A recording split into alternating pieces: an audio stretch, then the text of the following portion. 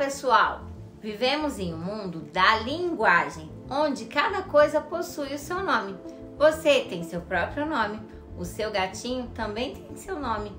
Cada espécie de plantas, cada forma geométrica, cada movimento intelectual, cada acidente geográfico, todo mundo tem um nome. E você já parou para pensar por quê? Então, a atividade de diferenciar e classificar as coisas por meio da linguagem ajuda a gente a compreender muito melhor o mundo, inclusive o funcionamento da máquina pública. Esse trabalho é indispensável diante do tamanho alcançado pela administração pública, que hoje está presente em quase todos os aspectos da nossa vida.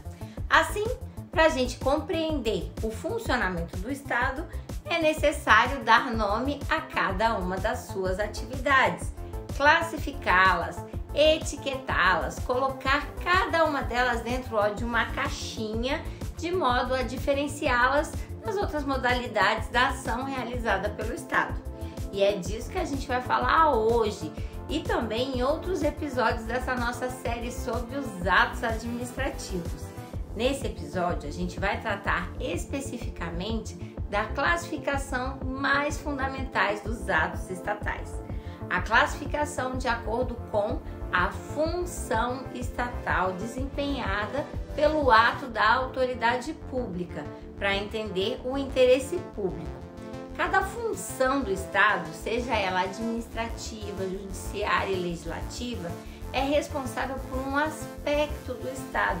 E cada uma dessas funções representa a legião de atividades diferentes, como, por exemplo, controlar o trânsito, comprar a merenda, comprar vacinas, fazer cirurgias, garantir segurança pública, fazer grandes obras, fazer as decisões judiciais em vários assuntos, criar leis para uma par de coisa, fazer investigação. Uau, é o mundo, cansei. E é por isso que é importante a gente classificar e compreender todas as atividades para que a gente possa fiscalizar e sugerir melhorias para que essa máquina pública melhore, ao invés de a gente ficar só reclamando, não é isso? Diante disso, costuma-se diferenciar as funções do Estado em função legislativa, função jurisdicional, função administrativa, que correspondem, respectivamente, às três formas de atuação da máquina pública: os atos legislativos, os atos jurisdicionais e os atos da administração pública. Essa é a classificação fundamental de todos os atos estatais, a partir da qual todas as demais vão ser feitas. Então, hoje a gente vai conversar sobre essas funções do Estado, essas três grandes partes de um sistema operacional da máquina pública, que tem regra e língua própria de funcionamento, como elas se diferenciam uma das outras. Antes, se você gostar do nosso trabalho, não deixe de assinar aqui o canal, gente. Clica no sininho aqui embaixo para ser notificado sempre que a gente publicar um conteúdo novo. E não custa nada você se inscrever no canal e nem clicar no sininho, não vai gastar nem um segundo. E é muito importante para que o canal cresça e atinja mais pessoas. Ah, não se esqueça também de acompanhar nosso trabalho lá no canal do Instagram, que é @máquinapública, e também no Twitter, @máquinapública. Tem muita coisa boa lá que a gente só compartilha lá. Vai lá!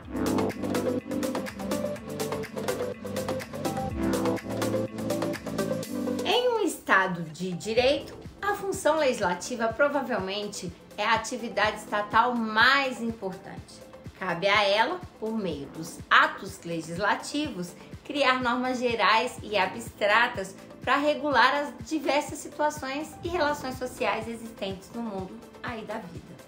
Se o Estado é de direito, ele vai depender do direito para viver, ou seja, depende das leis. E daí alguém vai precisar fazer essas leis, não é mesmo? Então, sem dúvida, em um Estado democrático de direito, o mais importante ato legislativo é a chamada Constituição, e em seguida vem as leis. E somente elas têm capacidade de inovar originalmente no ordenamento jurídico. Abaixo da Constituição e da lei, há outras modalidades de atos legislativos, como, por exemplo, decretos e portarias, cujo objetivo é pormenorizar os comandos trazidos pelas normas legais e as normas constitucionais. são as chamadas normas infralegais, porque elas estão abaixo da lei no grau de hierarquia. E essa hierarquia não é só para inglês ver não, galera. As leis somente são válidas se elas estiverem de acordo com a Constituição, que está lá no topo da pirâmide das leis. E as normas infralegais somente terão validade se elas não contrariarem nem as leis e nem a Constituição. Dito isso, em um Estado democrático de direito, o exercício das funções estatais não deve ocorrer para satisfazer os caprichos do detentor dessa função, por mais importante que essa autoridade seja. Toda atividade estatal deve sempre buscar atender ao interesse público de maneira efetiva e resolutiva. Essa necessidade de efetividade da atividade estatal ganhou força com a adoção do modelo gerencial da administração pública pelo Estado brasileiro, como se extrai da adoção do princípio da eficiência pela atual Constituição brasileira.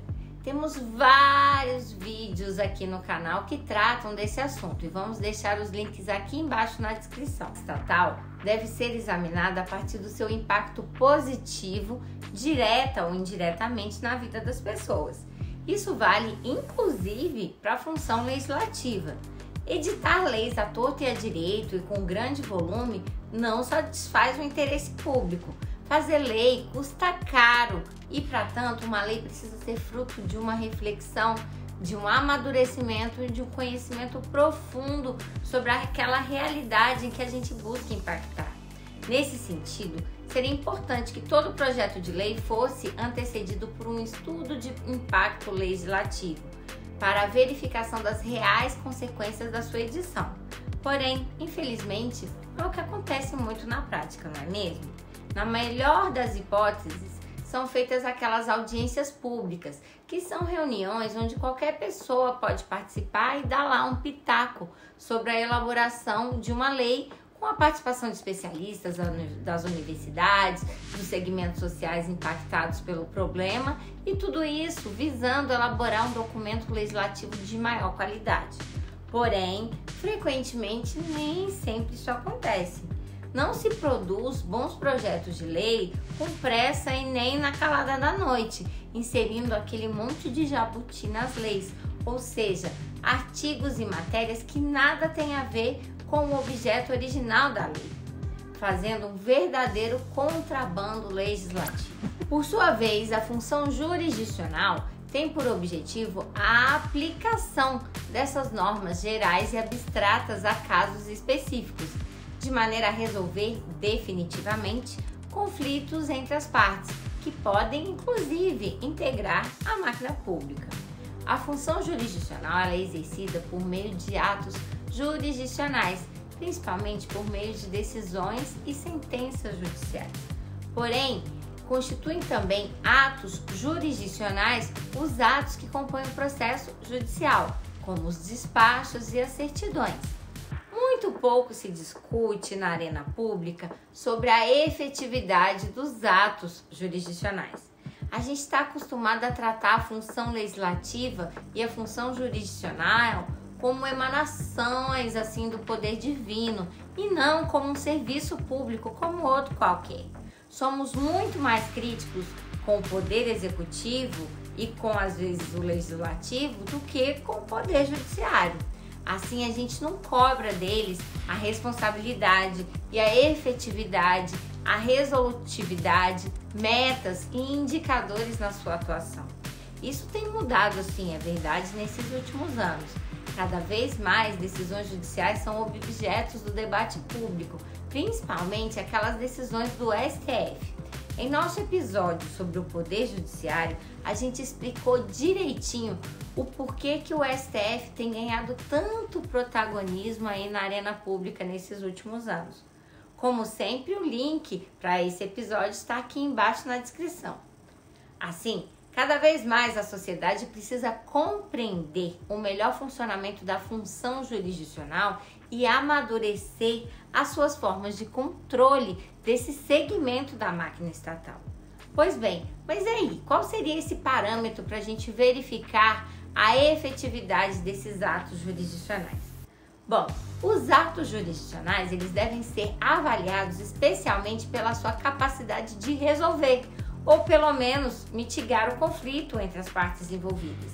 Para alcançar esse resultado, o juiz ou o titular da função jurisdicional deve conhecer as particularidades do caso concreto, bem como projetar cuidadosamente quais vão ser as consequências da sua decisão, o que é viabilizado pelo exercício do contraditório entre as partes interessadas, no caso. Bom, nesse ponto é importante notar que o artigo 20 da Lei de Introdução às Normas do Direito Brasileiro dispõe que, nas esferas administrativas, controladora e judicial, não se decidirá com base em valores jurídicos abstratos, sem que sejam consideradas as consequências práticas da decisão. Esse artigo estabelece também ainda que a motivação demonstrará a necessidade e a adequação da medida imposta ou da invalidação daquele ato, do contrato, do ajuste, do processo ou da norma administrativa, inclusive em face das possíveis alternativas. Assim, para ser efetiva, a função jurisdicional não pode ser cega. Ela deve ser capaz de enxergar, sim, a realidade diante de si, bem como ser responsável pela realidade que ela vai produzir com a sua decisão e explicar muito direitinho as suas razões para a decisão. Não basta ficar escrevendo palavras bonitas, copiar de livros, frases de efeitos, ainda que seja em latim, francês ou em alemão. É por isso que um juiz, para que ele realmente mereça seu alto salário, ele precisa sempre estudar e se atualizar e ficar ligado ao que está acontecendo na realidade da comunidade onde ele atua. Lembrando que ele sempre deve residir na comunidade onde ele atua. Por fim, a função administrativa ou a função executiva abrange toda a atividade estatal que não pode nem ser classificada como função legislativa e nem classificada como função jurisdicional, ou seja, é o resto. Alcança desde a elaboração e a execução de políticas públicas até a compra de materiais necessários para o dia a dia lá da sua repartição pública. A função administração é realizada por meio dos atos da administração pública, classificação geral que inclui tanto os atos administrativos quanto os atos de gestão. A principal diferença entre essas duas categorias é que os atos administrativos são dotados do poder de impor unilateralmente obrigações aos particulares. No nosso vídeo sobre a introdução aos atos administrativos, a gente falou direitinho sobre essa distinção. A função administrativa diferencia-se da função legislativa porque essa última está preocupada com a elaboração de normas de alcance geral e abstrato. E a função administrativa cuida de encaixar essas normas no mundo da vida para resolver o que importa, os problemas concretos. A função administrativa e a função jurisdicional, elas se assemelham em razão das duas terem por objetivo a concretização do direito conforme foi elaborado originalmente pela função legislativa. Agora, tanto a função administrativa quanto a jurisdicional, elas devem observar os estreitos limites impostos pela lei, em razão do princípio da legalidade e da divisão dos poderes, que são os pilares do Estado Democrático de Direito. Porém, essas duas funções vão se distinguir em dois pontos. Em primeiro lugar, no exercício da função administrativa, o Estado pode agir por iniciativa própria para ele lá solucionar os problemas e os conflitos públicos. Isso é, independentemente de qualquer provocação, diversamente do que acontece com os atos jurisdicionais, que eles devem ser sempre precedidos por provocação do interessado. Na função administrativa, o Estado que vai atrás do problema. Em segundo lugar, a decisão da autoridade administrativa não se reveste de caráter definitivo e pode ser questionada perante o Poder Judiciário. Tá vendo como classificação é uma coisa importante? Quando a gente nomeia cada uma dessas funções estatais e a gente compara elas entre si, as diferenças entre elas vão ficando mais nítidas e vão ficando mais claras como as diferentes formas que o Estado pode agir sobre a realidade social. Em resumo, os atos da administração pública, seja ele um ato administrativo ou um ato de gestão, seriam esses atos estatais realizados no contexto da função administrativa. Isso é, eles seriam todos aqueles atos que são praticados pela máquina pública fora da função legislativa ou da função jurisdicional.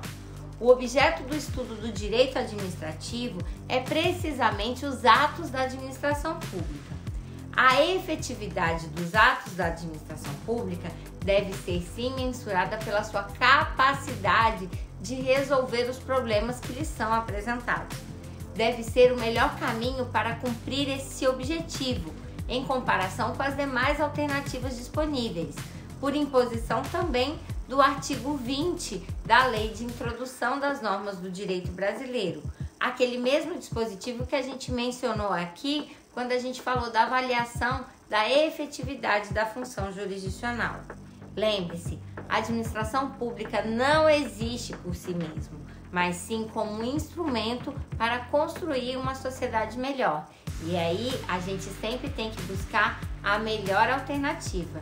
E para isso a gente sempre tem que estudar. Gente, é importante não confundir a função legislativa, jurisdicional e administrativa com os poderes legislativo, judiciário e executivo, apesar de existir uma certa correlação entre eles. Em alguma medida, todos esses três poderes exercem as três funções da máquina pública. Por exemplo, ao julgar os crimes de responsabilidade do presidente da República, o Congresso Nacional exerce uma função jurisdicional. Ao realizar a contratação de serviços de informática, o Poder Judiciário atua no âmbito da função administrativa. E ao editar decretos e resoluções para melhor operacionalizar as leis e a própria Constituição Federal, o Poder Executivo vai realizar a função legislativa. Porém, a principal preocupação, a função preponderante do Poder Legislativo é sim a função legislativa, apesar de não ser a sua atividade exclusiva. A mesma coisa vale com o Poder Judiciário e com o Poder Executivo. Cada um deles possui uma função prevalente e duas funções secundárias. A segmentação da máquina pública em três funções e em três poderes decorre da teoria clássica da divisão dos poderes, que tem como seu famoso representante Charles-Louis de Secondat. Quem? O Barão de Montesquieu. A divisão dos poderes não existe, galera, por si só. Ela serve para conter o poder do Estado, para possibilitar o seu controle e garantir os direitos dos indivíduos. Tanto é assim que a divisão dos poderes é uma das garantias do Estado de Direito, prevista lá no artigo 2º da Constituição Federal. Ela parte da ideia de que tão somente o poder estatal é capaz de deter o poder estatal e de que quando o poder não encontra limites, ele tende a ser abusado. Assim, os poderes do Estado devem estabelecer entre si uma relação de pesos e contrapesos. Assim, a separação dos poderes não pode ser entendida como uma reserva de mercado, a fim de beneficiar as corporações de funcionários públicos em detrimento do interesse público. Ela é uma garantia de quem? Sua, do indivíduo, e nesse sentido ela deve ser interpretada e aplicada em benefício seu, do interesse público. Para compreender o funcionamento da máquina pública, é útil pensar a administração pública como um grande sistema operacional, programado na linguagem do discurso jurídico. Esse grande sistema operacional, que é o nosso Estado democrático de direito, possui diversos aplicativos com propósitos específicos, que podem ser agrupados em três grandes grupos: os aplicativos legislativos, os aplicativos jurisdicionais, os aplicativos administrativos. Entender a linguagem do Estado e as suas diferentes atividades é essencial para lutar por seu aperfeiçoamento e a sua consolidação como instrumento de melhoria da sociedade. Assim, É uma língua que todos nós devemos aprender a falar e sermos fluentes, porque afinal você, eu e nós somos a máquina pública. E se você quiser saber mais sobre os atos administrativos, sobre direito administrativo, não deixa de conferir os nossos vídeos lá no canal. Tem muita coisa boa lá e ainda vai vir muita coisa boa pela frente. Não se esqueça, galera, de se inscrever aqui no canal e ativar o sininho. Tchauzinho!